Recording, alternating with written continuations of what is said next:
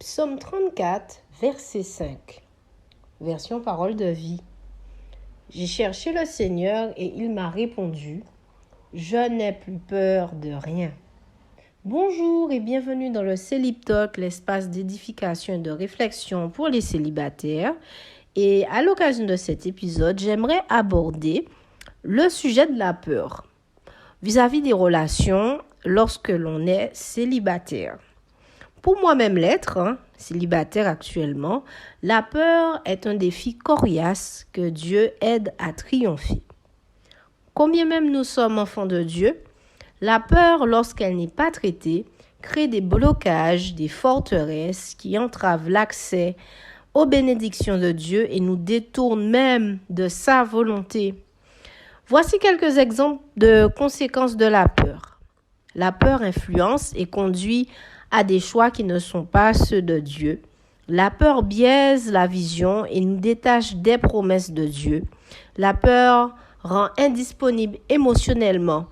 Ce que j'entends par là, c'est le fait de ne pas vouloir se montrer vulnérable devant l'autre, être rigide, être dans la comparaison, le fait même de se braquer parce qu'on a peur. La peur, en conséquence, fait que l'on se replie sur soi. De façon concrète, qu'est-ce que j'entends également lorsque je parle de peur vis-à-vis des relations? Il y a la peur de souffrir, la peur de l'engagement, la peur d'être rejeté, la peur du mauvais choix et d'être déçu, la peur de s'ouvrir et de ne pas être accepté, et tout simplement la peur d'aimer. Et ça, c'est une infime partie d'une liste très longue concernant des peurs vis-à-vis des relations. Et en fait, ces peurs-là, elles peuvent s'identifier au travers de nos attitudes, nos interactions vis-à-vis des autres, le rapport avec le sexe opposé et nos paroles. Les réseaux sociaux n'aident pas du tout, surtout à l'ère des relations dites toxiques. On parle aussi des profils communément appelés pervers narcissiques. On entend souvent parler des couples qui ne fonctionnent pas. Et du coup, au travers des médias, des réseaux sociaux, on nous matraque beaucoup de conseils en tout genre pour se surprotéger et ne pas simplement vivre une relation. Lorsque couramment on dit aussi que le mariage est difficile, on fait le focus principalement sur les choses à éviter, les erreurs qui peuvent coûter tout le reste d'une vie. Et à mon sens, on n'aborde pas suffisamment les bienfaits, les bénéfices du mariage, mais surtout, en tant que chrétien, comment rendre gloire à Dieu dans la vie à deux. Moi, je suis plutôt d'avis que l'on puisse nous apprendre à être des individus équilibrés en Christ, être OK avec le fait que tout ne soit pas parfait. Chercher la restauration de Dieu, d'évidentes blessures du passé, et être saint de notre manière de donner et de recevoir l'amour. Je crois que quand on collabore avec Dieu par son esprit, on peut vivre des choses magnifiques. Mais alors, comment ne plus être victime de la peur? Laisse-moi te partager 5 choses qui, je l'espère, vont t'encourager face à ce défi de la peur. Premièrement, soyons honnêtes et reconnaissons que l'on a peur. Étant chrétienne, à l'église ou dans des discussions ou même dans des prières qui sont formulées à voix haute, je n'ai jamais entendu quelqu'un exprimer le fait qu'il avait peur de telle ou telle chose. Ou dire ah mais tu sais, je reconnais que j'ai peur de ça et je demande au Seigneur de m'aider à dépasser cela, ou je demande au Seigneur que cela n'ait plus d'influence dans ma vie. Malheureusement, je vois plus le profil de personnes justement qui déclarent avec foi: non, je n'ai pas peur. La peur n'est pas mon partage. Je dis bien que ce sont des affirmations qui sont pertinentes et intéressantes. Mais à regarder par la suite les actions, c'est comme si ça démontre le contraire. C'est comme si oser reconnaître que face à telle situation, tel domaine, on a peur, ce serait comme lui donner de la force en fait. Alors que je crois que le fait de reconnaître permet justement de mettre en lumière ce qui est caché afin de pouvoir s'en détacher. Et du coup, j'ai une question par rapport à ça. Est-ce qu'au final, on aurait peur de la peur? Le fait de reconnaître, c'est déjà la première étape de la vie chrétienne. En général, on nous dit qu'il faut reconnaître que notre état de pécheur et se mettre devant Dieu, lui demander de nous pardonner de nos péchés. Et de ce fait, reconnaître que l'on a peur, c'est le premier pas vers la délivrance. Reconnaître que l'on a peur, c'est le premier pas qui va permettre que la puissance qu'elle exerce dans un domaine ou sur soi va être annulée. Donc, c'est le premier point. Deuxièmement, la peur n'est pas la caractéristique de Dieu. La peur, en fait, c'est l'inverse de la foi. Avant qu'il y ait la chute, lorsqu'on regarde dans la parole de Dieu, en Éden, la peur n'existait pas. Donc, je crois que lorsque il y a cette restauration de relation avec le Seigneur, dans le royaume même de Dieu, la peur n'existe pas non plus. En fait, la peur est une émotion, je dirais, qui est arrivée à la chute. C'est la première émotion négative qui s'est manifestée. Alors que Adam est en parfaite relation avec Dieu, lors de la chute, la première chose qui s'est passée, c'est que Adam a eu peur de Dieu. Et ça, on le retrouve dans Genèse chapitre 3, versets 8 à 10. Je lis. Alors, ils entendirent la voix de l'Éternel Dieu qui parcourait le jardin vers le soir. Et l'homme et sa femme se cachèrent loin de la face de l'Éternel Dieu, au milieu des arbres du jardin. Mais l'Éternel Dieu appela l'homme et lui dit « Où es-tu » Il répondit « J'ai entendu ta voix dans le jardin et j'ai eu peur, parce que je suis nu et je me suis caché. » Troisième point, pour dépasser la peur, tu dois augmenter ton niveau de confiance en Dieu. C'est important de se rappeler que Dieu, l'Éternel, c'est celui qui a promis à son peuple des projets de paix et non de malheur. Il est celui qui nous a aimés le premier et qui nous a rachetés au prix de son sang. Voici ce qui est écrit au chapitre 11 de l'évangile de Luc, à partir du verset 11. Quel est parmi vous le père qui donnera une pierre à son fils s'il lui demande du pain? Ou s'il lui demande un poisson, lui donnera-t-il un serpent au lieu d'un poisson? Ou s'il demande un œuf, lui donnera-t-il un scorpion? Si donc méchant comme vous l'êtes, vous savez donner de bonnes choses à vos enfants, à combien plus forte raison le Père Céleste donnera-t-il le Saint-Esprit à ceux qui le lui demandent? Je sais que les circonstances, le fait de ne rien voir, sans compter les découragements de l'entourage, c'est dur. Mais au travers de ce passage, je veux te rappeler que Dieu n'est pas là pour t'emmener dans une voie sans issue. La peur, par contre, oui. Que, à plus forte raison, nous, hommes, parfois, dans notre méchanceté, combien pour nos enfants, on est capable de donner des bonnes choses. Si, à partir du moment où tu as une relation avec Dieu, c'est évident que Dieu, en tant que Père, ne va pas te permettre ou n'est pas là pour te donner, on va dire, un cadeau empoisonné, une bénédiction empoisonnée. Son aspiration, c'est de te donner de bonnes choses, en fait. Et c'est là où augmenter son niveau de confiance en Dieu, c'est se dire que malgré tout ce que l'on entend, l'environnement, etc., qui semble très péjoratif, si je mets ma confiance en Dieu, il est capable de m'accorder de bonnes choses. Le quatrième point, c'est pour dépasser la peur, tu as besoin d'augmenter ton niveau de foi. La confiance et la foi se rapprochent d'ailleurs. Il faut augmenter ton niveau de foi en la capacité de Dieu, de ce qu'il puisse te permettre de rencontrer quelqu'un de bien. Si tu veux te marier, quelqu'un qui va te correspondre. Nous sommes découragés bien souvent parce que nous avons tendance à mettre notre crédit sur des choses, des comportements, des paroles qui nous déçoivent, ce qui crée un fardeau et nous défocalise. Voilà ce qui est dit dans Hébreux chapitre 12 à partir du verset 1. Nous donc aussi, puisque nous sommes environnés d'une si grande nuée de témoins, rejetons tout fardeau et le péché qui nous enveloppe si facilement et courons avec persévérance dans la carrière qui nous est ouverte, ayant les regards sur Jésus, le chef et le consommateur de la foi, qui, en vue de la joie qui lui était réservée, a souffert la croix, méprisé l'ignominie et s'est assis à la droite du trône de Dieu. Considérez en effet celui qui a supporté contre sa personne une telle opposition de la part des pécheurs, afin que vous ne vous lassiez point l'âme découragée.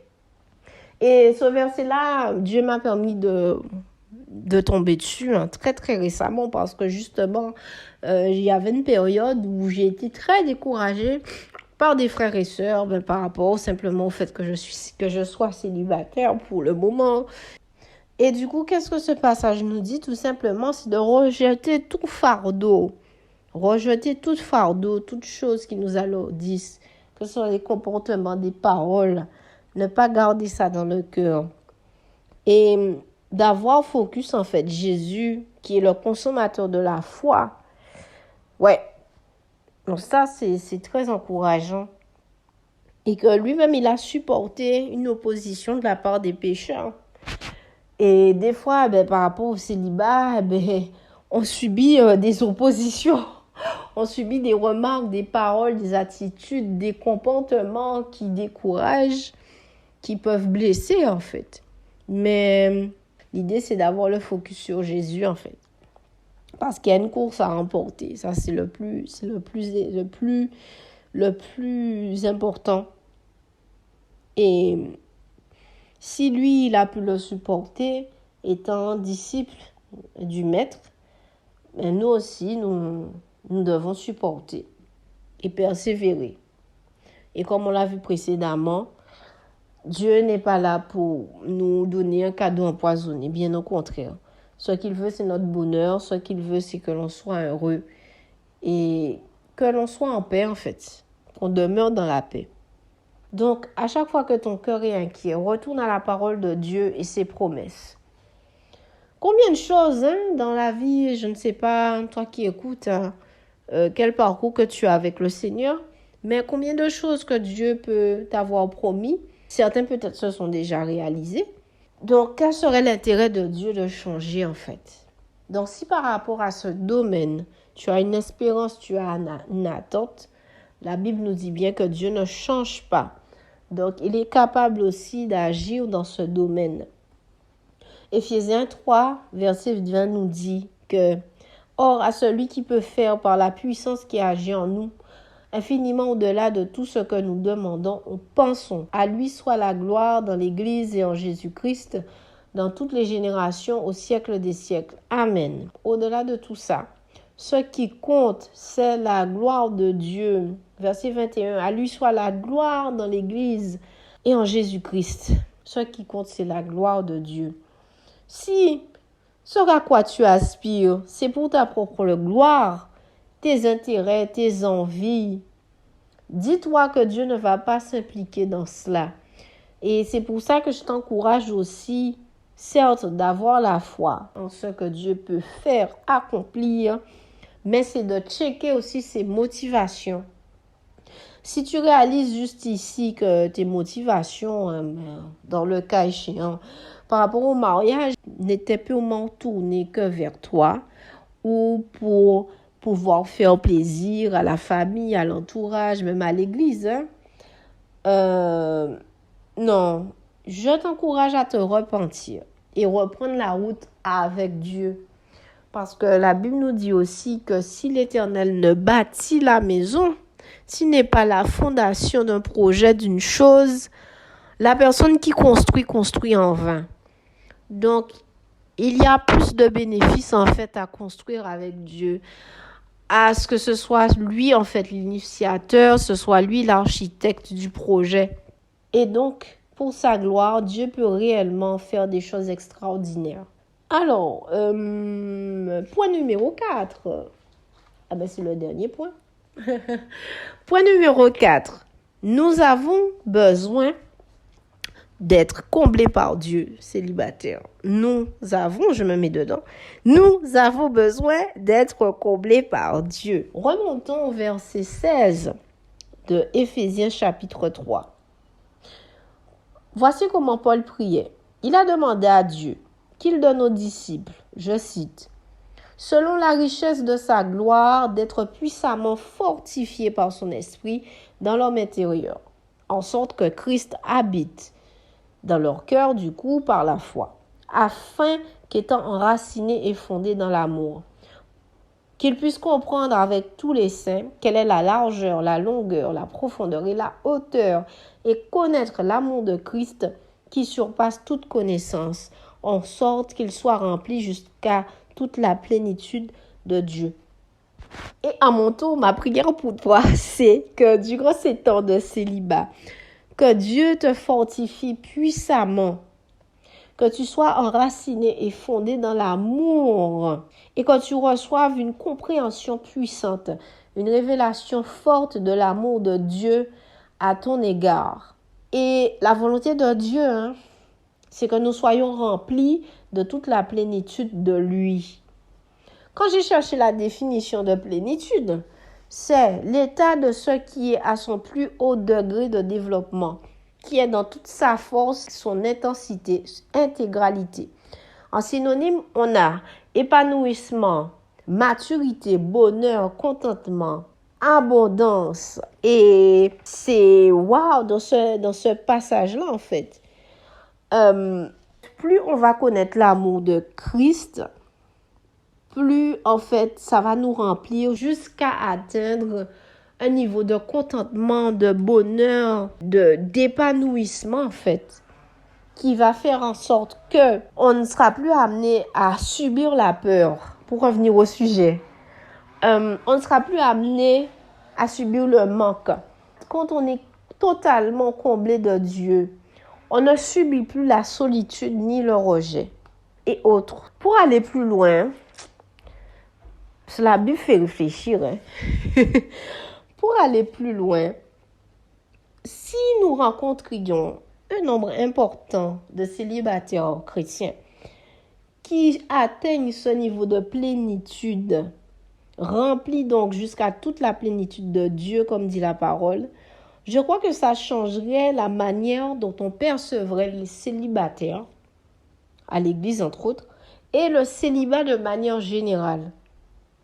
Mais aujourd'hui, la donne générale, c'est il faut trouver tous les moyens possibles pour sortir du célibat parce que c'est bizarre en fait. C'est problématique. C'est vu comme quelque chose de problématique. Alors que je crois que Dieu perçoit la chose différemment en fait. Et du coup, c'est ça l'objet du Célib Talk et on arrive à la fin de cet épisode-là. C'est un espace d'édification et de réflexion pour les célibataires.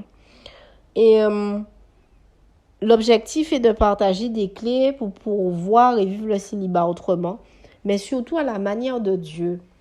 Et la question depuis que j'ai commencé ça, c'est on dit que le célibat, c'est ça, c'est ceci, c'est cela, mais au final, qu'est-ce que Dieu pense de ça en fait? Donc, c'est une initiative que j'ai déjà commencée sur les plateformes de podcast. Et là, c'est le premier épisode qui est diffusé sur YouTube. Donc, si c'est la première fois que tu écoutes, tu entends ce contenu, je t'invite à t'abonner et tu peux déjà aller dans la rubrique à propos. Il y a les liens, en fait, pour aller écouter, découvrir, en fait, ce dont quoi je parle. Et si tu souhaites encourager cette initiative, il y a le Tipeee aussi. Donc, voilà. Donc, je termine sur ces mots et on se dit à bientôt pour un prochain épisode. Merci de m'avoir écouté. Au revoir.